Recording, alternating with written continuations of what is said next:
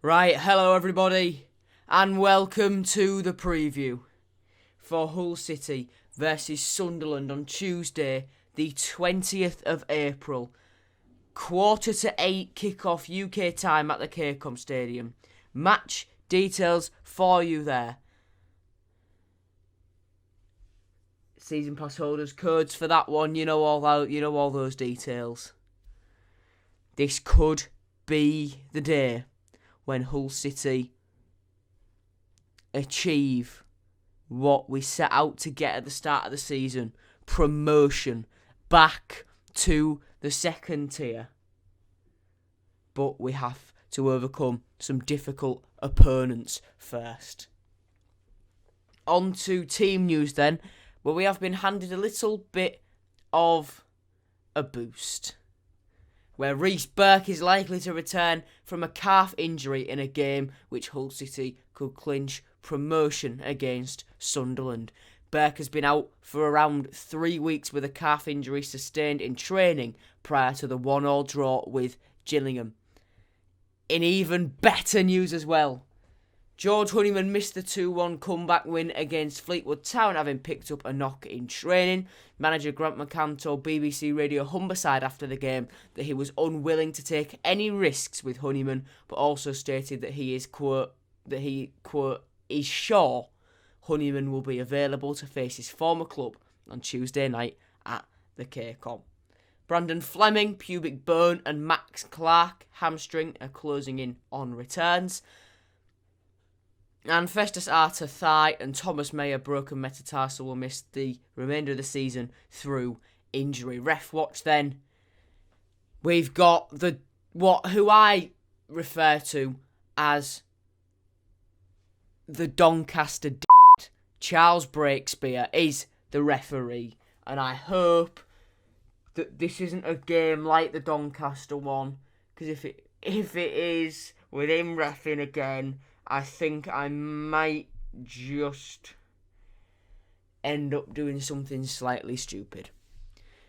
Breakspear is the referee. The two linos are Alistair Nelson and Oliver Bickle. The fourth official is Scott Oldham. On to stats then. These are taken from our last game against Fleetwood, in which Hull City had 9 shots. Of those 9, 2 were on target. Hull City had 56% of possession. Hull City committed 4 fouls. The Tigers made 12 tackles. City won 48% of aerial duels in the game, and City made 506 passes in the game with a pass accuracy of 76%. What do I think then? We were at our best against Fleetwood, but we still managed to win. Unbeaten in 11, 9 wins, 4 wins in a row. It's a brilliant run, and Sunderland are in poor form, and they've been beaten in their last 3. I've put their no wins in 3. They've got no wins in 4, having drawn with Peterborough, lost their last 3, and Grant McCann watched them at the DW Stadium versus Wigan on Tuesday last week. I'm sure he'll have picked up things there. I'm glad Honeyman's fit. However, if Burke's fit, I would not bring him back in. I'd keep Jones and Greaves at centre-back, keep Slater, Honeyman and Doherty in the midfield. And I'm pleased that Crowley got an assist, but although I would drop him for this game, and the pressure's on. Winham were promoted, the players will know that. But I'm sure Grant will do his best to take the pressure off them in that dressing room. And with no fans in the stadium, there'll be no added. This is a game where no fans will be an advantage, because it'll put no weight of expectation on the shoulders of those Hull City players. The 11 that are out there on the pitch, and the 7 that will be sat on the subs bench, and the manager as well. On to head-to-head battles then. The league's second highest scorer, Charlie Wyke, is up front for Hull City. So Jacob Greaves will have to stop him, and Louis Coyle will have to stop who Sunderland fans regard as the league's best player, Aidan McGeady. However, I think George Honeyman takes that crown, so get stuffed. But, we've put McGeady in there for the memes. Current form now then, as we touched on, unbeaten in 11 we are. Sunderland, 1 win in their last 5. 3 losses, 1 draw. Blackpool did us a favour. Cheers, Blackpool. And yeah, woo-hoo. Looking good for us. We've got the best away record, second best home record. Sunderland do have the third best away record, but we score a lot more goals than them, and statistically over the season we've conceded less as well. League table there just confirms the gap that we need. We have got we've played the 43. If we play this one, that's 44, 45, 46. If we win, we've got 3 games, they've got 4. If we win, that takes the gap from 11 points that it currently is to over 12. 12 is what Sunderland need to even match us, and goal difference, whatever. But if we get that over 12 points, we are confirmed to be in that top 2. And then it will just be a straight shootout between us and Peterborough, who, when we go onto the next graphic, the league statistics graphic, you'll see are the joint highest scorers in the league now with us. It is just going to be a straight shootout between us and Peterborough, unless Sunderland can book their ideas up and claw their way back into that automatic fight. In terms of playoffs, I think Sunderland are safe in that playoff spot. Lincoln and Blackpool, though, have a game in hand and are breathing down their necks. So if Sunderland's poor run of form continues, Lincoln could be right there. They could be third. Blackpool could even jump them. So with Blackpool's games in hand, that's 69, that's 70. Blackpool, with their game in hand, would match Sunderland on points, be behind on goal difference if we're being realistic. Lincoln, they will be 1 point clear of Sunderland if they win their game in hand and Sunderland's form continues to dip. In terms for the last playoff spot, Oxford are right there. There's Portsmouth, there's Charlton, Ipswich as well. I think 6th down to 9th are all vying for that 6th place. So it's Oxford, Portsmouth, Charlton and Ipswich who are all vying for that final playoff spot.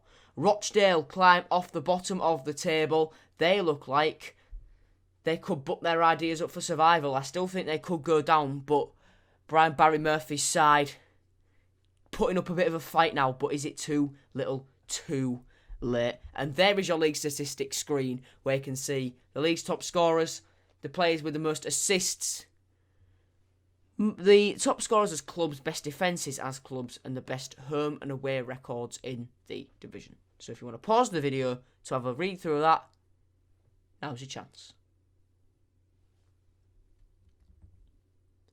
Around the grounds then, League 1 Matchday 43, Accrington face Doncaster, AFC Wimbledon face Oxford, Bristol Rovers play MK Dons, Lincoln travel to Burton, Fleetwood travel to Crewe in a mid-table clash, while Northampton face Ipswich in a game that could define both sides' fate towards the end of this season.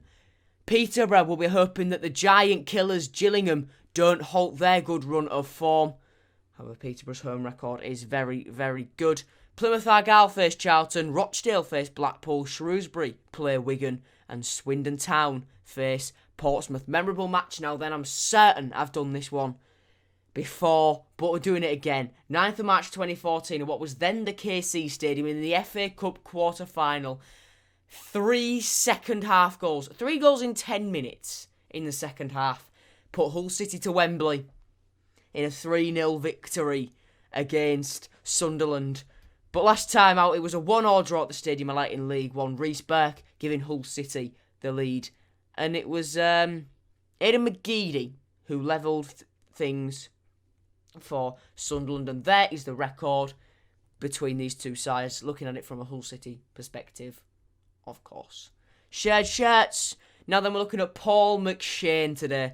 He was at Sunderland from 2007 to 2009. In 25 appearances, he scored no goals. However, it was only with Sunderland for the one season because he was out on loan with us for the 2008-09 season. That deal was then made permanent at the end of that season, and during his time with us from 2008 to 2015, Paul McShane, in 136 appearances, scored just the 5 goals, but one of those goals would be the goal that would send Hull City back to the Premier League in 2013 for the first time since we were relegated in 2010. On to my predicted 11 now then.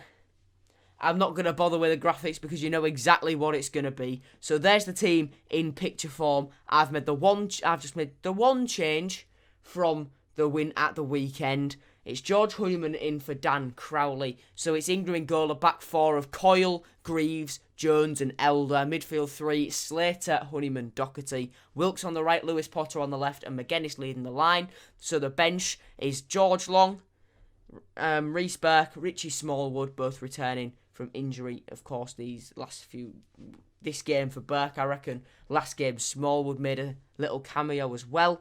Then following those 3 on the bench, it's Eves, Emmanuel, Crowley and Gavin White.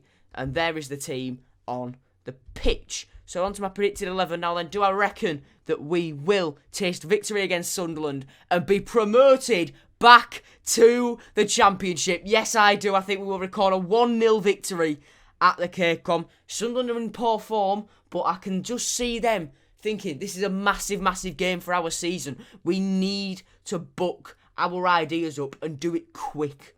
So I can see Sunderland going for it, but us just managing to use our momentum from these last few games and extending our unbeaten run to 12. Thank you very much for watching, everyone. See you later. And fingers crossed when I see you tomorrow after the game, we can be chanting, "We are going up." Sing, "We are going up." See you later. Goodbye.